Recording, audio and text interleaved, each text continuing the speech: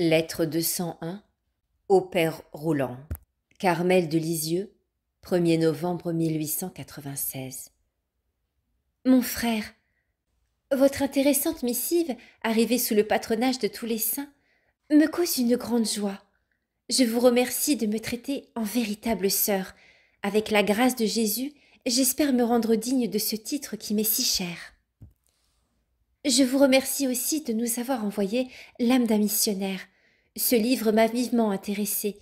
Il m'a permis de vous suivre pendant votre lointain voyage. La vie du père Nampon est parfaitement intitulée. C'est bien l'âme d'un missionnaire qu'elle révèle, ou plutôt l'âme de tous les apôtres vraiment dignes de ce nom. Vous me demandez, dans la lettre écrite à Marseille, de prier notre Seigneur d'éloigner de vous la croix d'être nommé directeur dans un séminaire, ou même celle de revenir en France. Je comprends que cette perspective ne vous soit pas agréable. De tout mon cœur, je demande à Jésus qu'il daigne vous laisser remplir le laborieux apostolat tel que votre âme l'a toujours rêvé.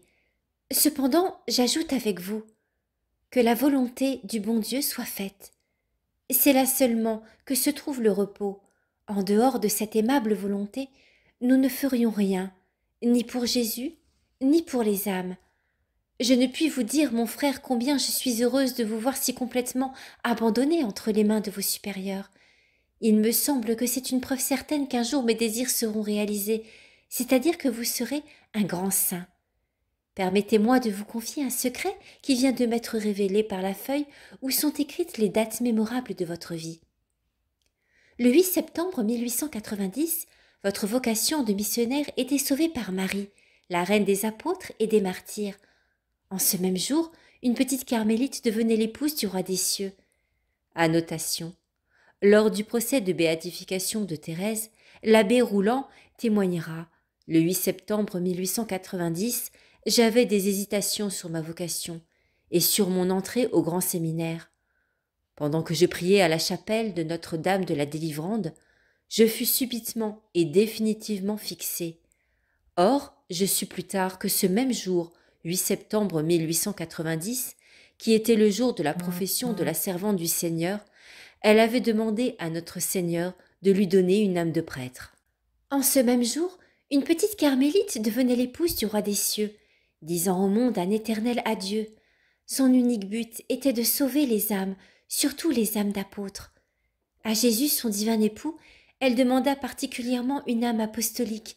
Ne pouvant être prêtre, elle voulait qu'à sa place, un prêtre reçût les grâces du Seigneur, qu'il ait les mêmes aspirations, les mêmes désirs qu'elle.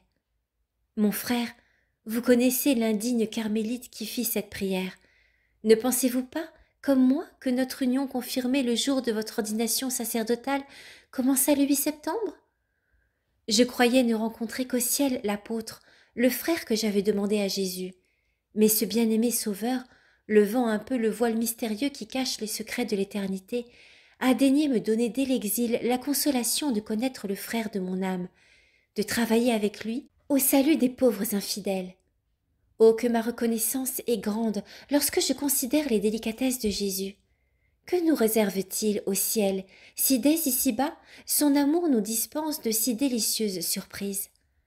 Plus que jamais, je comprends que les plus petits événements de notre vie sont conduits par Dieu, et c'est lui qui nous fait désirer et qui comble nos désirs. Lorsque notre bonne mère me proposa de devenir votre auxiliaire, je vous avoue, mon frère, que j'hésitais. Considérant les vertus des saintes carmélites qui m'entourent, il me semblait que notre mère aurait mieux servi vos intérêts spirituels en vous choisissant une sœur autre que moi. Seule la pensée que Jésus n'aurait pas égard à mes œuvres imparfaites, mais à ma bonne volonté, me fit accepter l'honneur de partager vos travaux apostoliques. Je ne savais pas alors que notre Seigneur lui-même m'avait choisi, lui qui se sert des instruments les plus faibles pour opérer des merveilles. Je ne savais pas que depuis 6 ans, j'avais un frère qui se préparait à devenir missionnaire. Maintenant que ce frère est véritablement son apôtre, Jésus me révèle ce mystère, afin sans doute d'augmenter encore en mon cœur le désir de l'aimer et de le faire aimer. Savez-vous, mon frère, que si le Seigneur continue d'exaucer ma prière, vous obtiendrez une faveur que votre humilité vous empêche de solliciter. Cette faveur incomparable, vous le devinez, c'est le martyre. Oui, j'en ai l'espérance. Après de longues années passées dans les travaux apostoliques, après avoir donné à Jésus amour pour amour, vie pour vie, vous lui donnerez aussi 100%. En écrivant ces lignes, il me vient à l'esprit qu'elles vous parviendront dans le mois de janvier. Annotation, le courrier France-Chine de l'époque n'était pas des plus rapides. Mois pendant lequel on échange d'heureux souhaits. Je crois bien que ceux de votre petite sœur seront les seuls dans leur genre.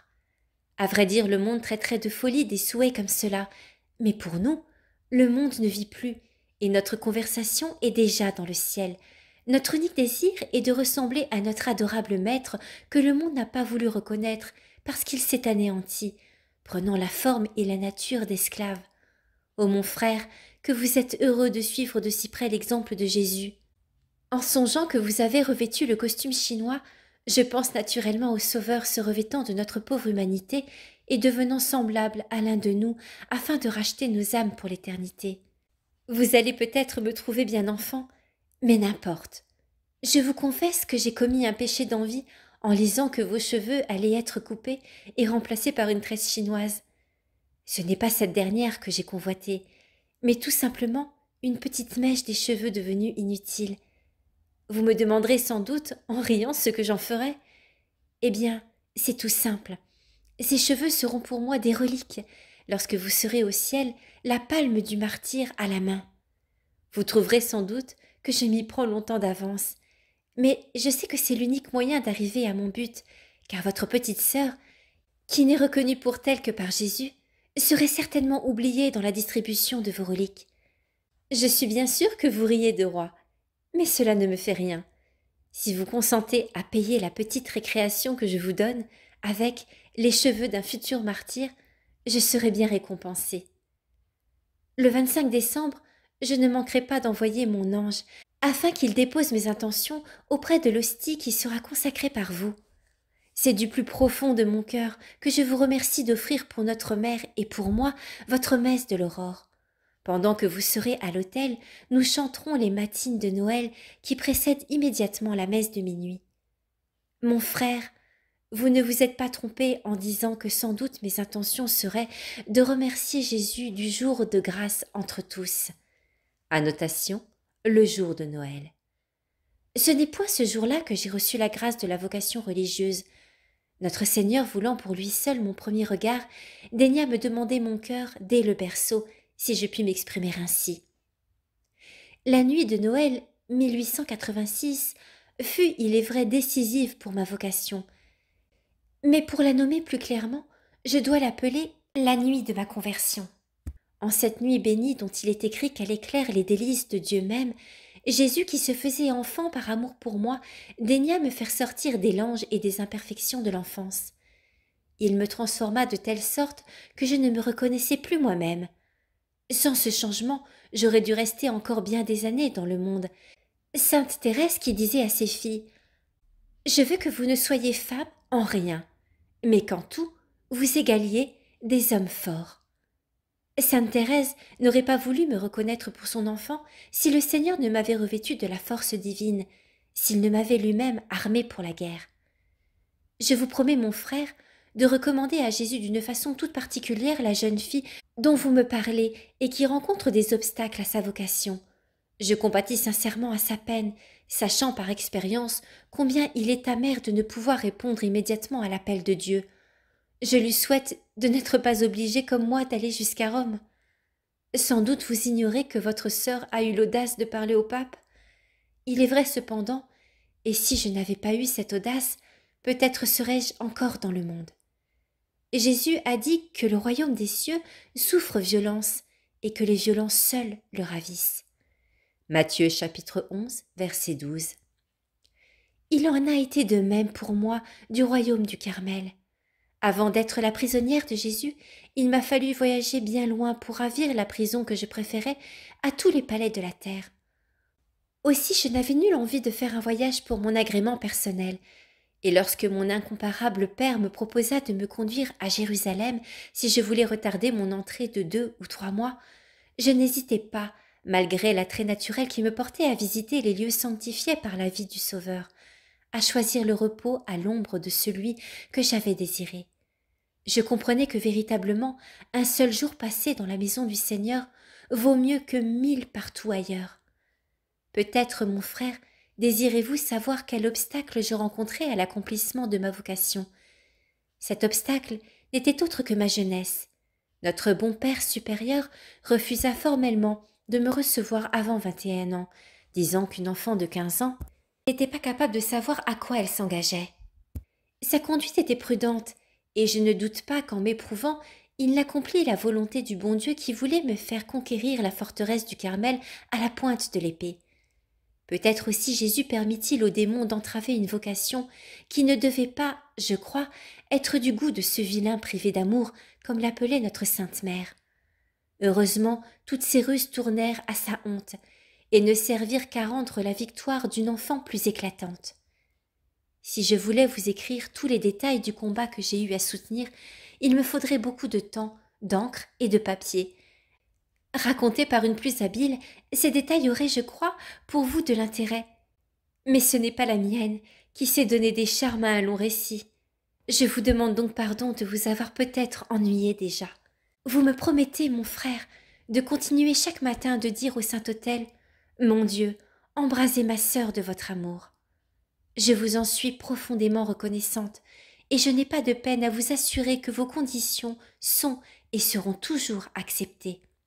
Annotation.